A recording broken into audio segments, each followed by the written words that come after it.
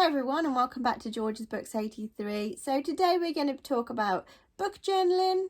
I've been watching a lot of booktube videos of book journaling, bullet point journals, planning journals and things like that recently because I did want to start my own journal, but I wanted something where I could record down what I've been reading, what I liked about it, what I rated it and things like that. So I have started my own book journal.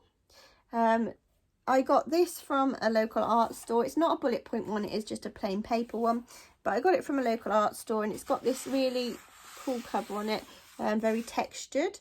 So I drew on the front the title I did myself, added some stickers, and I just put my little initials in the corner there just for another bit of prettiness. So I will show you that in a bit more detail in a moment. But the other thing I've been looking into is sort of annotating and things like that. As the same as everybody else, there's always obviously thoughts that go through your head when you're reading books. So I thought I might want to have a go. And there was a couple books that I really wish I'd have done something with when I was reading them. But at the time, I hadn't really thought that deeply into it. So what I've decided for a good thing for me to do is use some little sticky tabs. And I recently read Verity by Colleen Hoover, which is amazing. And I've tabbed off things that really stick out to me, and it has to be. So I don't know if I'm just really like fussy or what, but there's two things that I tabbed off in this book.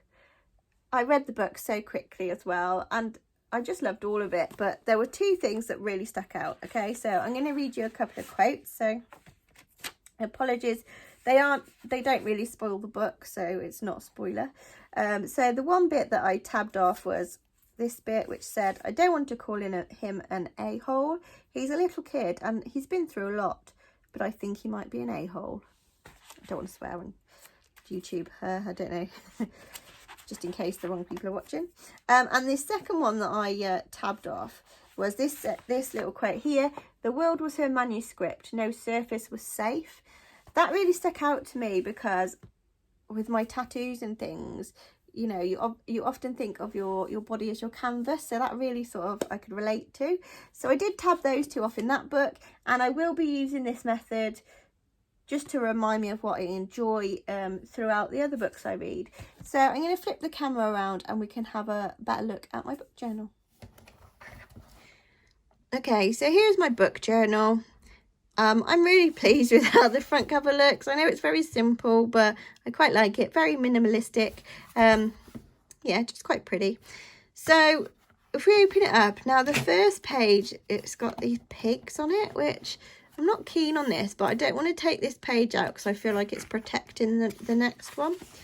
So this is the start of my book journal, and the first book in here is One Day in December.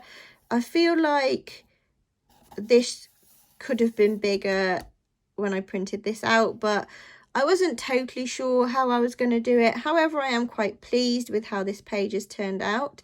I don't think there'll be any spoilers in this, apart from obviously my own opinions are wrote in here. So if you don't want to know anything, perhaps just don't read what I've put in those. So we've got the author, we've got the main characters. It's obviously a love triangle. I've got my rating, the amount of pages. I've got that it's duo, POV, when it was published, when it was read. The genre is romance. I've drawn like the bus and the sort of the street lamp, which is the street lamps on this picture here. That I just wanted to make it quite fun, and I've put just a few snippets from the book in here and a couple of my own opinions.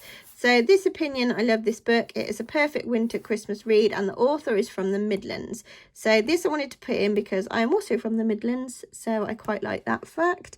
Oh, and I've just put that it takes you through a variety of emotions, and I've sort of listed them.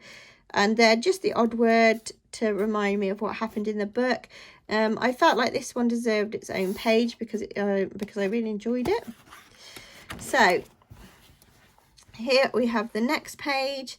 So I've split this into two because I didn't feel that these were sort of favourites as such.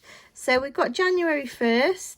So each time I'm sort of printing off the picture of the book, I always make sure there's the amount of pages, the author, when it was published, when I read it. I like to have the genre on there, the main characters, and a rating. So these two are my opinions, which if you do want to see those, then you can have a look at my videos of my reviews of the actual book. There will be no spoilers in there, but there may be a couple on that, so I'm not going to read those out. Okay, then across the way we've got Girl A by Abigail Dean. So again, we've got the author, when it was published, when I read it, the amount of pages, rating, and main character. Actually, I don't think I've put the genre on that one. I've run out of room on that side because I've labelled here, I've put the chapters, but there is quite a good explanation of what I thought of the book there. So I thought that looked really nice. I've just added some stickers in as well, so I've been picking up little bits of stickers and stuff when I found them. Then the next page we have Miss Peregrine's Home for Peculiar Children, another fantastic book that I loved. I've drawn a few things that relate to the characters in it. A few little stickers in here. I put that it was his debut novel. A couple of, well, no, just one actually in this one.